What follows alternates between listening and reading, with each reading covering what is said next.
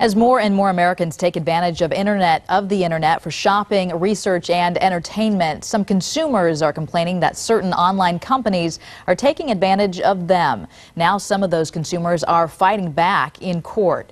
KTVU's Rita Williams has tonight's special report. She doesn't complain, but Beatrice Ochoa has been through a lot. Her husband died suddenly of a heart attack at age 37, leaving her with 2 young children to raise alone. Working full-time, she just finished college, but not before losing her homework, family photographs, and tax records when a virus contaminated the family's new computer. I just wasn't able to get anywhere. It was freezing. Ochoa says she knew immediately the culprit. This pop-up that came up, and it wanted me to download this software to protect my computer. This thing kept popping back up.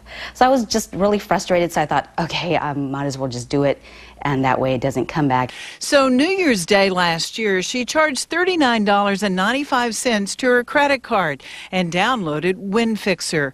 But she says instead of protecting her computer from viruses, Winfixer was a virus, a type of malicious software or malware. And when she emailed Winfixer for technical assistance, it was always unavailable. I hope that whoever has created this gets caught. But Ochoa's fighting back. This is the diseased piece. She and her attorney have filed what they hope will be a class action suit to recover close to $1,000 she's lost. I don't want people to get stuck the way I did. But lots of people apparently already have. Her attorney says he found on an unsecured website personal information concerning credit card charges for Winfixer, also sold under names such as Win Antivirus, AeroSafe, and Win Software. The site showed for just one day 2,351 separate sales to people all over the world just for Win Software alone.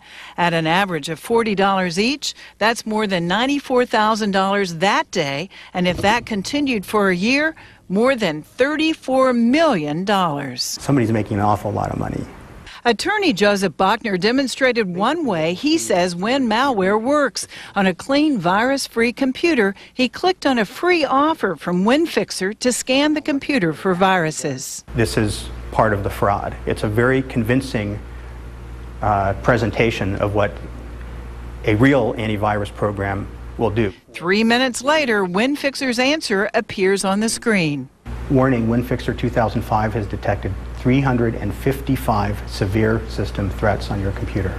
Then the pop-ups began, urging the user to buy antivirus software.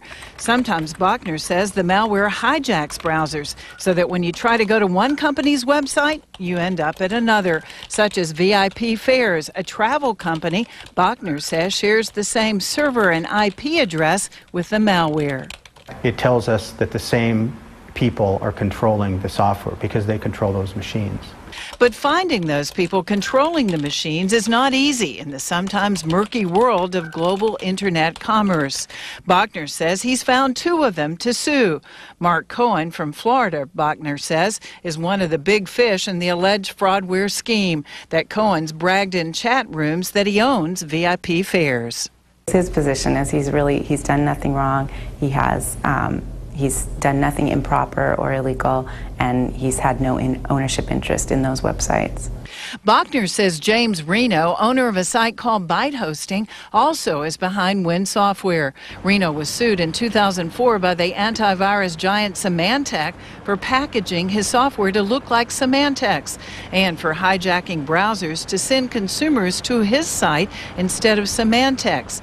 In a settlement, Reno and others, some in Ukraine and Belize, agreed to stop those practices. Should someone be charged with a fraudware crime?